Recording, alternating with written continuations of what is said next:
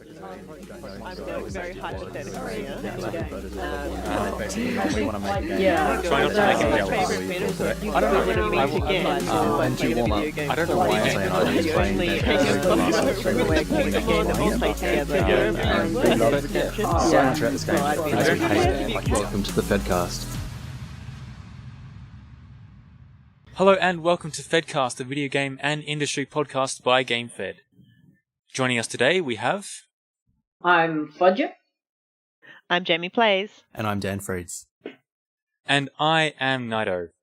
Why don't we start with the first topic of today, the question that I asked in the second Fast Fed episode, which was, do you think the Star Wars Battlefront 2 game is going to be as big of a flop as its predecessor, the 2015 game? Why don't we start with Fudgett? Yep, sure. Well, I mean, at this point it's kind of hard to tell, but I'm guessing if they're going along the same lines as the last one did, then definitely I don't think I would be as happy with that. Mm-hmm. I think the main problem with me, I'm sure there's a lot of people out there who, you know, love the first Battlefront game, the first new Battlefront game. Yep. But I think for me it was a large problem because I don't have like a console internet connection. Right. So I can't play Battlefront online or anything like that. It's just, yeah. And the only missions that I would be able to play with another person, which was like the training missions. Right. Basically, and then I don't know, I feel like the first one definitely didn't have that large scale kind of feel like the first ones did. Mm-hmm. And I mean, I'm not too sure about what new things they're going to be adding to the next Battlefront, to Battlefront 2. Yeah. But, Battlefront 2. Yeah, but the second Battlefront 2. Yeah.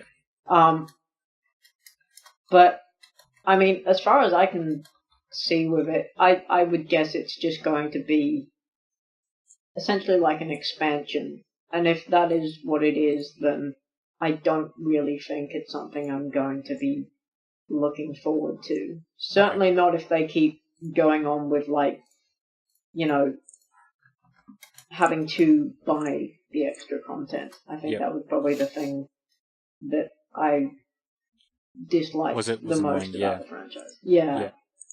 Fair enough. Jaymii, did you have anything? I know you're not a Star Wars fan, but do you have anything to add to this? Or? No. Well, I never played the first Battlefront game, any of the Battlefront games, to be honest. Yeah. But I've seen bits, and I feel like, you know, the environments look pretty.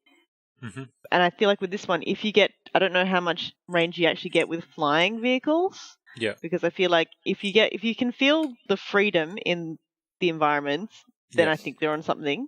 I think that will actually draw people in and all that. Yeah.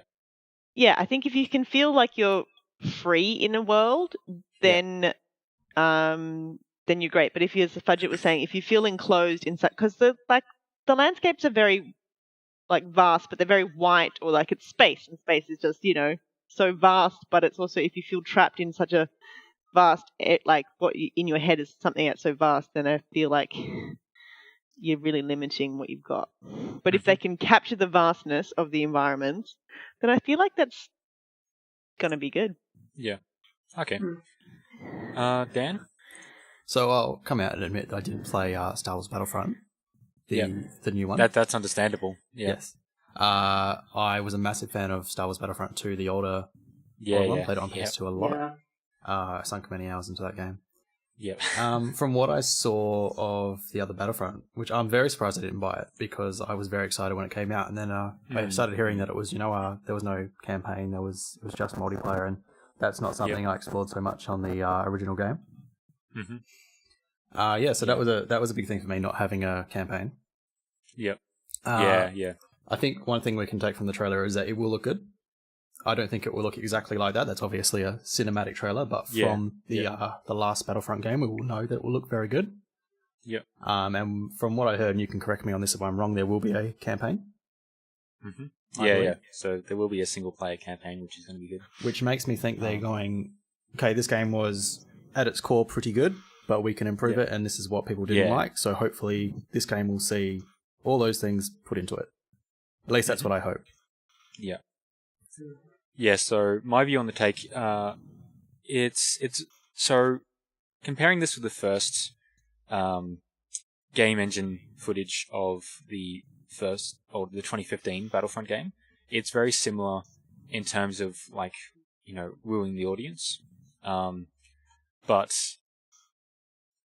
going in deeper, not just looking at the trailer, but I'm actually on the website right now, and it seems like they've looked at the previous game and thought, okay, what was shit? What can we improve?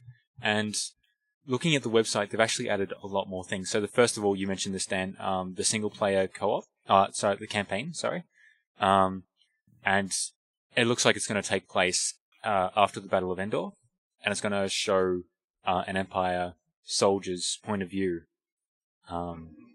So that's going to be interesting. Something I'm very excited for, yeah. Yeah. Another thing that they improved upon is the expanded multiplayer.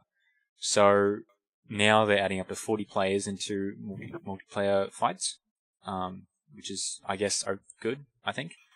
Another thing which I think is a really big thing in this new game is the space battles.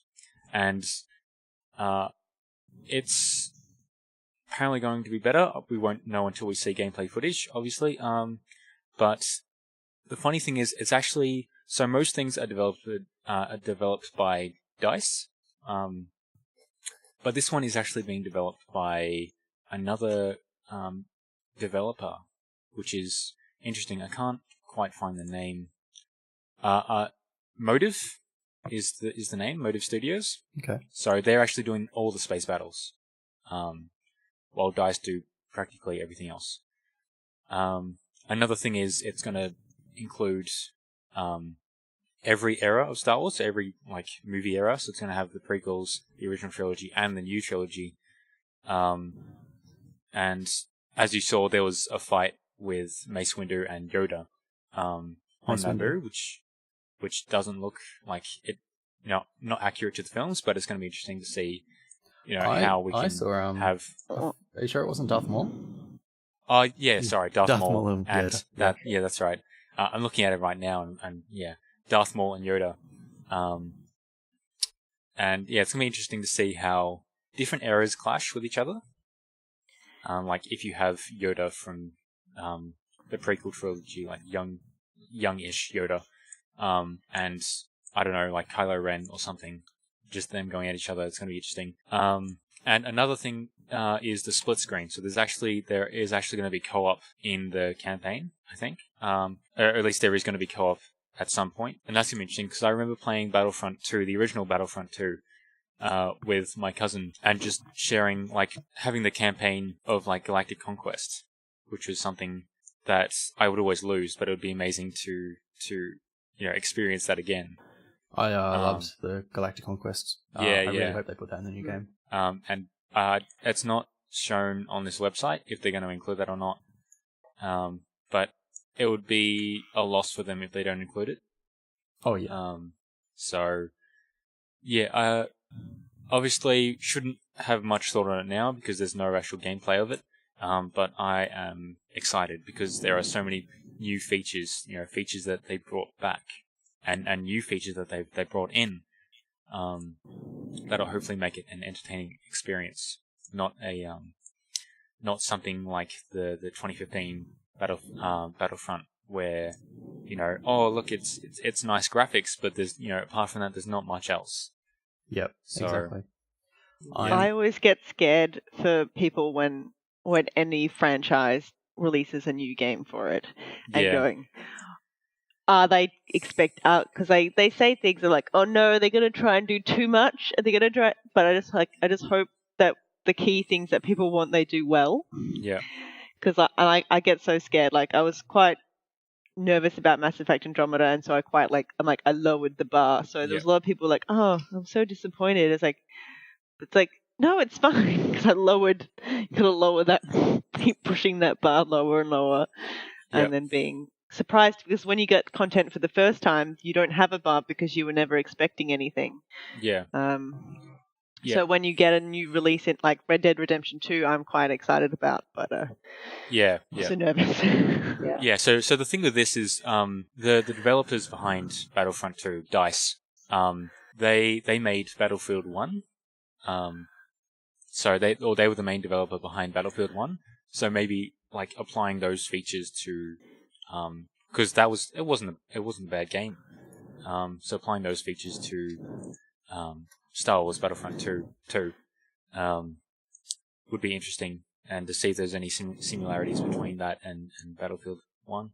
Battlefield 1 actually makes me want to play a war game, and I do not like playing war games. Yeah. So... Actually, going off topic a little bit, comparing, like, because, recently Activision has released that their new Call of Duty game is going to be World War II, and it's interesting to see how, like, you could tell that they got the idea off EA, and oh look here, their game was successful with Battlefield 1 set in World War 1. Let's try and do something similar with that.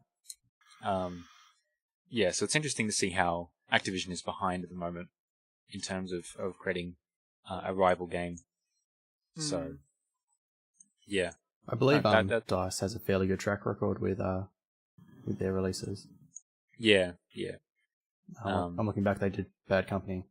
Bad Company was an amazing series. And I think the difference between Battlefield and Call of Duty is like the story is balanced with the gameplay. Yeah. Whereas Call of Duty doesn't really have, compared to Battlefield, doesn't have that great of a gameplay, a great of a story compared to its massive amount of action and explosions and all that. So, sure. And that was definitely shown in Infinite Warfare with all that high-tech stuff and all that, it didn't really contribute much to the story. So, yeah. But it's going to be interesting to see the comparison, the easy comparison between Call of Duty World War II and Battlefield 1. So, yeah, definitely excited. Yeah. Going back onto the topic, I think Battlefront 2 is hopefully going to be successful in terms of satisfying the audience. So, yeah.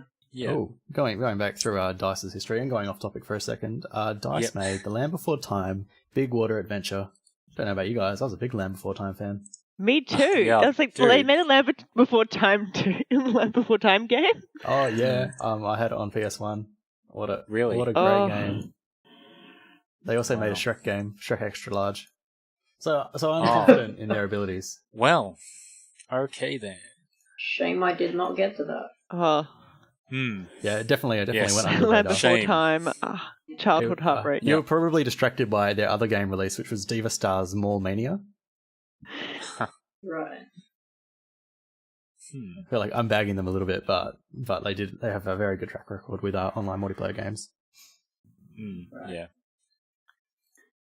Yeah. So far, their most successful thing is Battlefield, and I'm looking back at their track record, and everything seems to be like every second game is like Battlefield.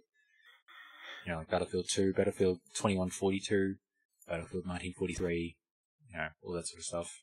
And then recently you have Battlefront. So that's going to be like its most successful sort of thing.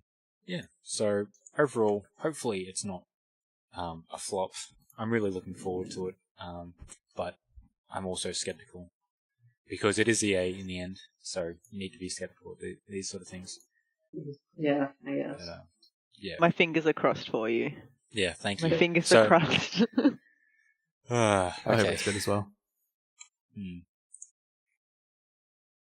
Yeah. So, okay, so let's move on to the real topic of this podcast. Can story, wit, and character growth make up for mediocre graphics in an RPG. Let's start with Fudgett on this. Do you have anything to add, or do you have anything to start with? Yeah, sure. Sure. I think, yeah, definitely it can make up for bad graphics, definitely, especially for people who aren't really that fussed on graphics. But I think, particularly if you're going to have a game with, you know, a really, really good story and characters and all that kind of stuff, I think you really need to overplay the fact that there's bad graphics, perhaps. Because I think, certainly, if you make the graphics, if they're less of kind of a, I don't know, what's the word? If they're less of a point of attachment for you in the game, then it allows you to focus on the story and everything a lot more. Yeah. And I think for some games that's important. Like, I mean, depending on whether you would consider it to be, Thomas Was Alone. If you've heard of that one. Because the graphics were, I mean, very simple graphics. It's just, you know, boxes and colours and shapes and things. And there wasn't too much really complicated kind of graphics or anything with it.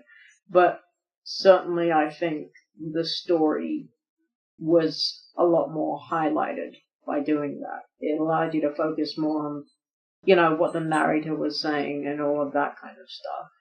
So I think definitely if you graphics can make the story more of a feature in a game and things like that. And certainly it can help the game succeed, you know, in parts even better than a game with good graphics can. Because most of the time if you have good graphics but, you know, bad story or bad gameplay or anything like that, it's probably not going to get a whole lot of hype, you know, and things like that.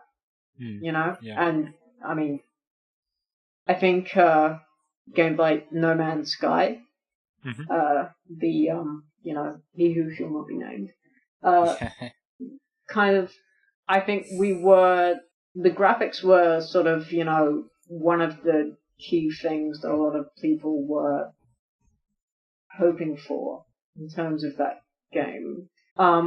But certainly, because you don't really get a lot of story in No Man's Sky, other than just like various little pieces, which you don't really know what to do with, and it never really connects up to anything. Yeah. I think certainly when the graphics weren't good there, it let a lot of people down and certainly brought the sort of quality of the game down quite a lot.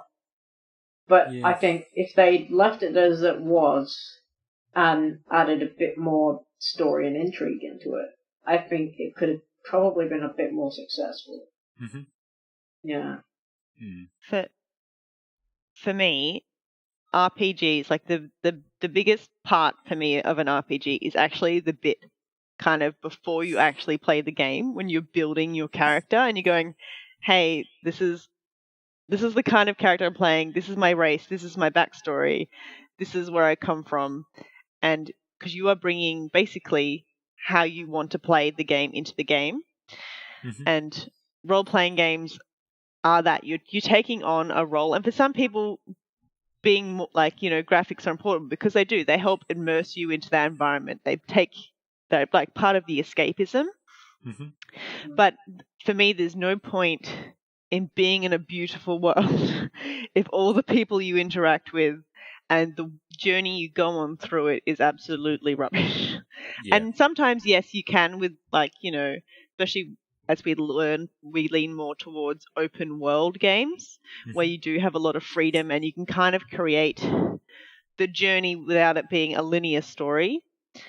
But if you are going down a linear path and you're not having any fun, then to me there's almost no point to the RPG. And I think that if the story is good enough that we will go through it, because we've all seen like a massive improvement in graphics over the years, and we go back and we play the games like, how did we believe that was such a character so vividly in our mind? We've got like nostalgia brain.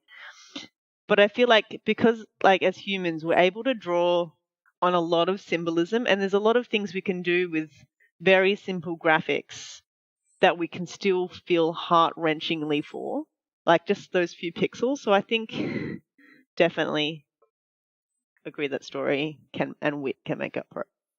Yeah.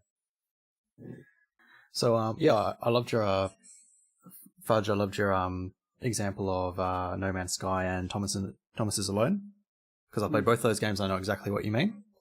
I've got another way of thinking about it, which is that a good story will last the test of time, while its graphics can fluctuate. So an example for me would be, say, an old Final Fantasy game like maybe just 7. It's pretty popular. At the time, it had great graphics. The cutscenes were awesome, and even though the characters were boxy, like you were saying, Jaymii, about symbolism, you can tell it's still a character, and you can connect to that character. The story was great. It was funny, and the character growth was, awesome over the 3-4 discs that the game went for. Going back and playing that now, the story is still just as good. The characters are still good. It's still funny, but the graphics have gone down because our expectations have raised.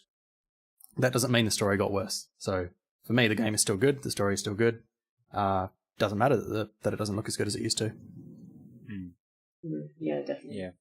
I also think of Mass Effect when I think of how I played the trilogy, the original trilogy, in a row, pretty much. And just as with each game, the characters got shinier, the hair got better, but it didn't. But ultimately, I would have been very happy with staying in the visual world of the first game, as long as I had that connection to those characters I had around me. Because to me, it was all about them.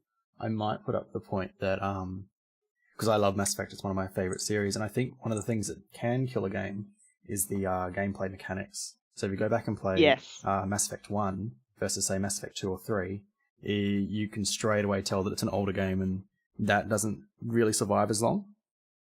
Yeah. If you had the gameplay of 2 or 3 and put that into 1, you'd be, well, this is a very tight experience, and it really did survive.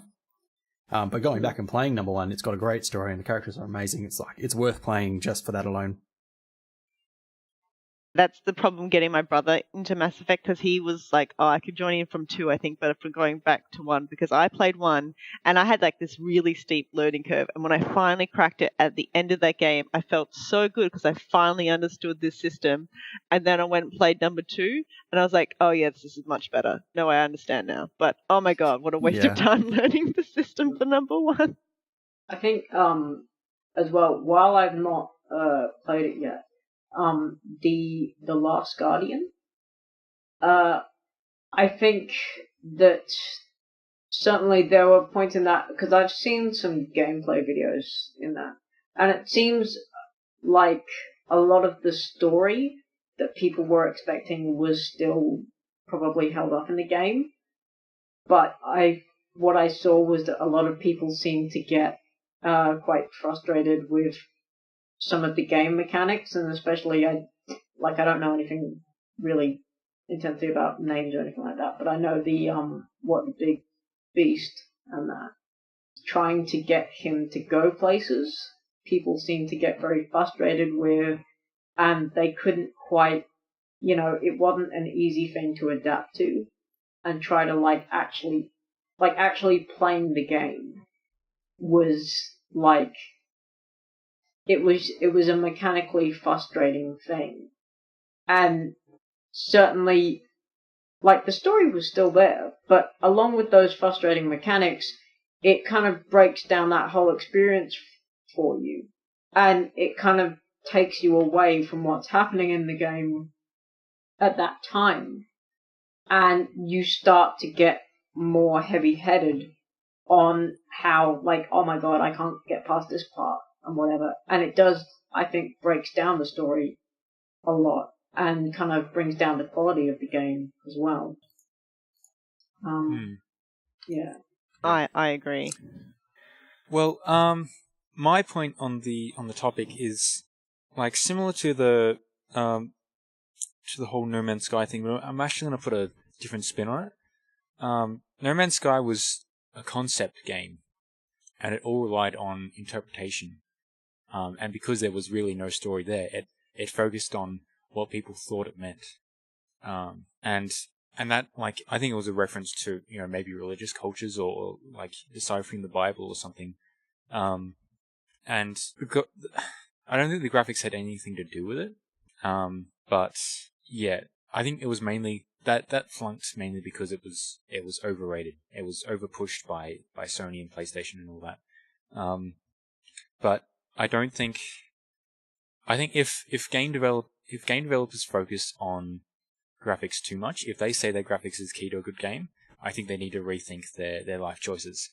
And if you had to ask me what was a defining principle of a game, I would say what the story means, not necessarily if there is a large amount of story or something, but what the story actually means.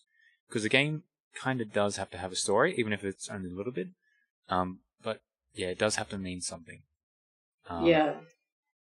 For me, it depends on the kind of game, because there are games where I go in it for the story, and there are games where you purely just want that good game mechanic, like if it's a racing game, I don't always need, like, it's great, like I love the Forza Horizon series, I love that we get a little bit of story injected into things, but if you're going into that kind of game, or you're going into a fighting game where you just want it, I think that's where different games have their elements. Yeah, I agree where with they you want on to that. shine. What I meant by what it means, as in what does it mean for the player when they're playing it? Does it mean that they relieve stress or something, or you know, it doesn't necessarily have to equal, you know, storyline, but you know, what does it mean for a player to play the specific game? That's true. Like things like, you know, Smash Brothers. Like I would play that if I had a tough day at work or something, and I needed just to do some button mashing.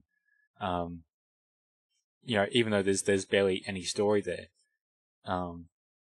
yeah, it would mean something for me. So, and the thing with Thomas is Alone, the graphics isn't poor, it's just different. Yeah, and that's the thing. Exactly. I don't like poor quality games in terms of graphics. But if it's something like Thomas is Alone, you know, it's not. It's different. You know, it's an not aesthetic. So it's not glossy, you know, 3D style sort of stuff. It's just different. While we're talking about graphics and stylized things, when I played that Dragon Cancer, I think the only way I would have been able to get through that was because it was so beautifully stylized, and it really I think games like that really let you feel comfortable and invite you into the game, into a different world, because I actually managed to I got through that game, and it wasn't until when the credits rolled and we saw a real life photo of the kid that the whole game is about, that I actually broke down and I couldn't cope, and I just went massive fit. So I think that's like the style of game can really affect how you approach it. I played that game after hearing about it and hearing about its story, and I went in just to see the story of it. I mean, the style was amazing, but I wanted to see what it was all about, you know, in depth. And it did make me feel like, you know, existential. I went into an existential crisis.